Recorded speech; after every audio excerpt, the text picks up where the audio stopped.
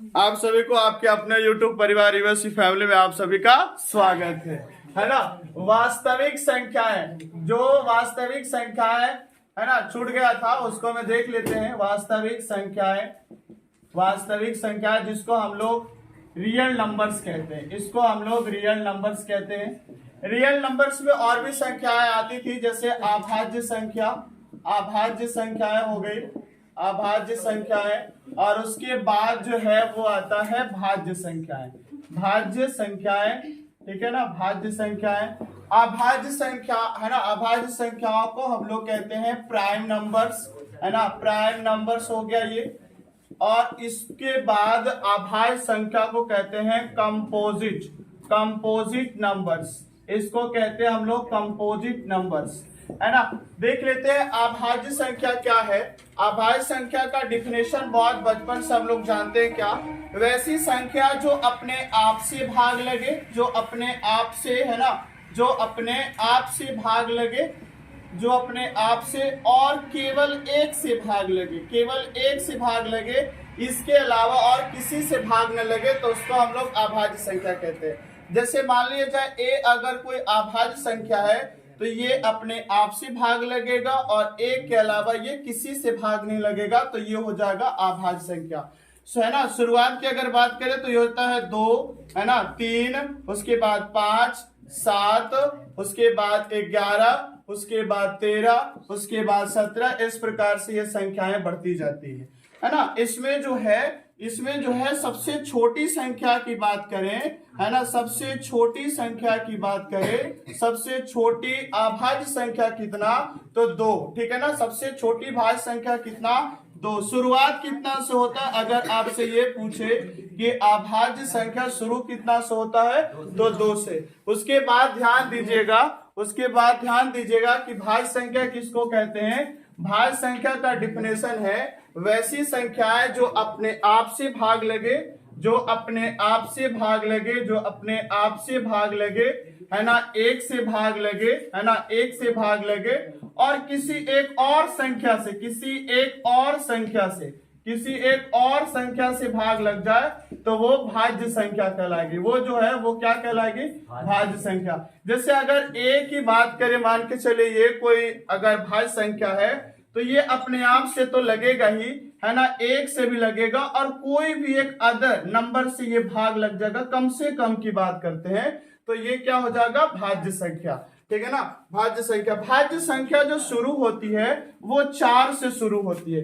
भाज्य संख्या जो शुरू होती है वो कितना से, 4 से, ठीक है ना। 4 के बाद हो जाएगा 6, 6 के बाद 8 हो जाएगा, 8 के बाद 10 हो जाएगा, 10 के बाद 12 हो जाएगा, है ना, 10 के बाद 12 हो जाएगा, 10 के बाद कितना, 12, 12 के बाद 14, ठीक है ना। इस प्रकार से ये संख्याएं धीरे धीरे बढ़ती जाती है। सबसे पहली बात कि अगर आपसे ये पूछे परीक्षा में कि सबसे छोटी भाज्य संख्या कितना, तो सबसे छोटी भाज्य संख्या कितना, 4। सबसे छोटी भाज्य संख्या 4। अगर ये पूछे कि भाज्य संख्या शुरू कितना से होता है, तो 4 से। भाज्य संख्या शुरू कितना से होता है, 4 से, ठीक है ना। अब जो है कुछ क्वेश्चन जो है ना, जैसे योगफल के रूप में पूछते रहता है, योगफल के रूप में, अंतर के रूप में, गुणनफल के रूप में, है ना, गुणनफल के रूप में, इस तरह से कुछ सवाल जो है वो करते रहते हैं, है ना। अगर देखा जाए कि सबसे छोटी अभाज्य संख्या और सबसे छोटी भाज्य संख्या का योगफल कितना होता है, तो ध्यान आपको ये देना है कि अगर योगफल में अगर बात करें सबसे छोटी अभाज्य की और सबसे छोटी भाज्य की, तो 2 इससे और 4 यहां से ले लेंगे, तो 2 + 4 = 6, यानी 6 जो हो जाएगा सबसे छोटी अभाज्य संख्या और सबसे छोटी भाज्य संख्या का योगफल हो गया। अंतर में ध्यान देना है कि अगर अंतर में पहले भाज्य कहे, है ना, कहे कि अगर भाज्य संख्या और सबसे छोटी अभाज्य संख्या में अंतर, तो पहले भाज्य संख्या कह रहा है, तो इसको ध्यान दीजिए, है ना, घटा दीजिए, इसका अंतर कितना का, 2 का। अगर गुणनफल पूछे कि सबसे छोटी अभाज्य संख्या और सबसे छोटी भाज्य संख्या का गुणनफल कितना होता है, तो ध्यान ये दे लेना है कि यहाँ पे 2 हो जाएगा और यहाँ पे 4 हो जाएगा, 4 दूना का 8 हो जाएगा।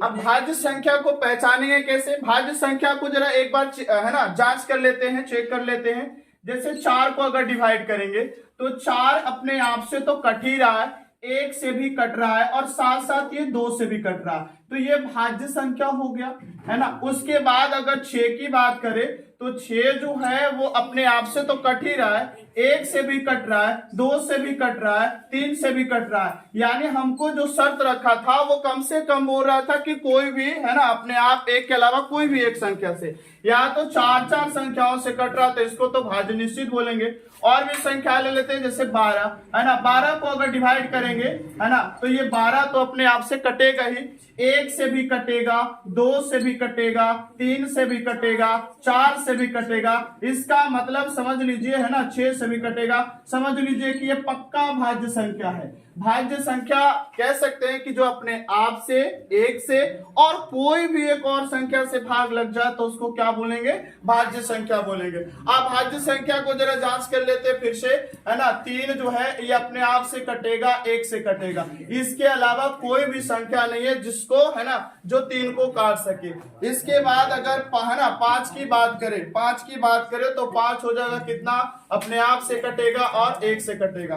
तो सबसे छोटी अभाज्य संख्या कितना, 2, सबसे छोटी भाज्य संख्या 4। अच्छा, आपसे ये पूछे कि 1 क्या है, 1 क्या है, तो बाबू 1 जो है ना तो भाज्य है ना अभाज्य है। 1 को केवल इतना याद रखना है, 1 केवल विषम संख्या है, 1 जो है वो केवल विषम संख्या है, इतना ध्यान में रखना है। भाज्य और अभाज्य संख्या में 1 का कहीं जिक्र नहीं है, ठीक है ना। सबसे छोटी भाज्य संख्या कितना, 2, और सबसे छोटी अभाज्य संख्या 2 और सबसे छोटी भाज्य संख्या 4। और उसके बाद जो संख्याएं आती है, उसको अभाज्य संख्या कहते हैं।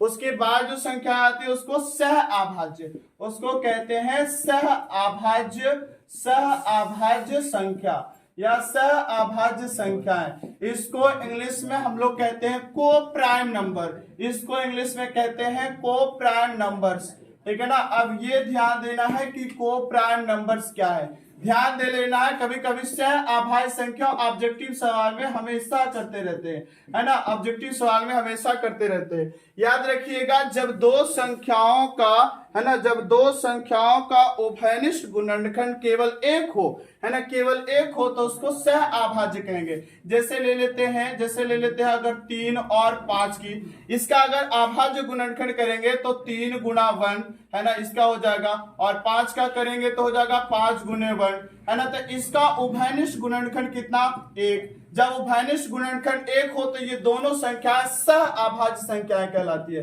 सह अभाज्य संख्याएं कहलाती है। कोई जरूरी नहीं कि 2 रहेगा, 2 से भी अधिक हो सकता है, 3 भी हो सकता है, 4 भी हो सकता है। संख्या में 4 भी, जैसे मान के चलिए अगर 11 ले ले, 13 ले ले, 17 ले ले, आपसे ये पूछेगा कि बताइए क्या यह सह अभाज्य संख्या है, तो इसको एक बार चेक कर लेंगे, उसके बाद बताएंगे। 11 जो है ना, 11 को गुणनखंड करेंगे तो 11 गुना 1, अगर 13 को गुणनखंड करेंगे तो 13 गुना 1, 17 को गुणनखंड करेंगे 17 गुना 1, है ना। तो इसको देखेंगे उभयनिष्ठ गुणनखंड कितना, 1 के सिवा कोई नहीं है, तो इसको कह सकते हैं ये हो जाएगा आपका सह अभाज्य संख्या। सह अभाज्य संख्या, भाज्य संख्या, और ये रहा आपका अभाज्य संख्या, ठीक है।